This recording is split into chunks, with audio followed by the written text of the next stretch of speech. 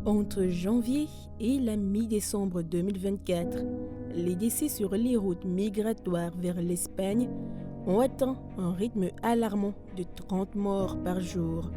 Au total, ces tragédies ont concerné des personnes originaires de 28 pays, principalement d'Afrique de l'Ouest, mais aussi du Pakistan et du Yémen. L'augmentation de 58% par rapport à 2023, où 6618 morts ou disparus avaient été enregistrés, s'explique par plusieurs facteurs, notamment le manque de sauvetage en mer, les départs dans des conditions météorologiques défavorables et l'utilisation d'embarcations de fortune dépourvues d'équipements essentiels.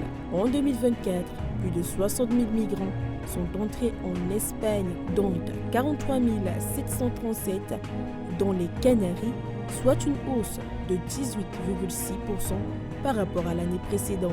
Cette situation a placé les autorités locales sous une pression extrême, notamment pour la prise en charge des mineurs non accompagnés. La route atlantique reliant le Sénégal, la Mauritanie et le Maroc à l'archipel des Canaries demeure la plus meurtrière au monde.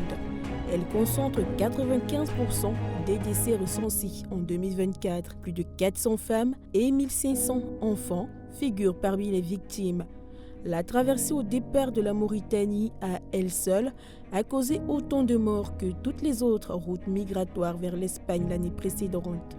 Ces drames se déroulent dans un contexte où les migrants majoritairement originaires du Sahel fuient les conflits armés, les effets du changement climatique et les violences récurrentes dans leur région. Notons qu'entre 2014 et 2024, l'Organisation internationale pour les migrations, en abrégé OIM, estime que plus de 16 400 migrants ont perdu la vie ou disparu en Afrique, que ce soit dans les traversées maritimes ou lors de périples à travers le désert du Sahara. Ces chiffres alarmants soulignent l'urgence de repenser les politiques migratoires et les efforts de sauvetage pour préserver la vie des milliers de personnes en quête de sécurité et d'un avenir meilleur.